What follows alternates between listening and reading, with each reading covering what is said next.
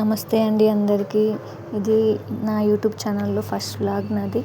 అయితే ఇక ముచ్చట ఏంటంటే ఆషాఢం వచ్చింది కదా. ఆషాఢం అంటేనే నాకైతే మైదాకే గుర్తొస్తుంది. అందుకోసమనే మైదాకు తెంపుకోవడానికి ఈ అమ్మ వాళ్ళ ఇంటికి వచ్చినాం అన్నట్టు.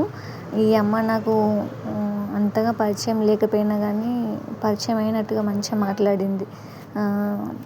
నేను తెంపిస్తా పట్టు బిడ్డ, నీతో పాటు ఒక్కదాన్ని ఏం తెంపుతావు, ఇక సాయంత్రం అవుతుంది, దోమలు కుడతాయి అని చెప్పి నాతో పాటు తెంపుతుంది అన్నట్టు. ఇక నేను ముచ్చట పెట్టంగా, అమ్మ నీకు ఎంతమంది కొడుకులు బిడ్డలు అని అంటే నాకు 8 మంది కొడుకులు బిడ్డలు అని అన్నది. 5 బిడ్డలంట, 3 కొడుకులంట అమ్మకి.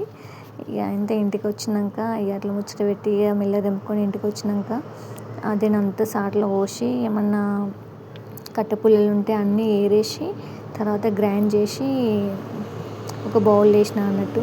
వేసిన తర్వాత ఇక మా వాళ్ళకి పెట్టంగా ఇక మా తన్వికనైతే ఆటలాడుతుంది.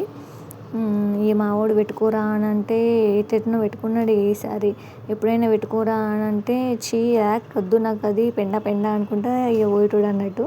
ఈసారి మంచిగానే పెట్టుకున్నాడు. ఇంకా పెట్టుకునేదే కాకుండా ఇక వీడియో తీస్తున్నా అని చెప్పేసి ఇద్దరు చూపెడుతుర్రు నాకు.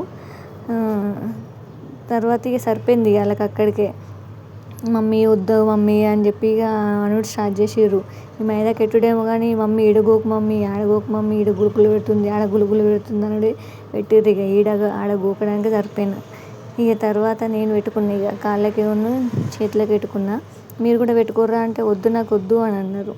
ఇక సరే పట్టుర్రే అని చెప్పేసి ఇక నేనే పెట్టుకున్నా. ఇక తర్వాత ఫోటో దిగినాము.